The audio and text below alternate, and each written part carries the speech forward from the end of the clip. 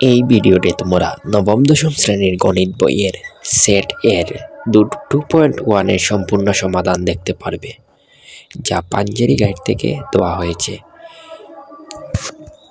প্রতিটা চ্যাপ্টারে এরকম সমাধান পেতে অবশ্যই তোমরা চ্যানেলটি সাবস্ক্রাইব করে যাবে।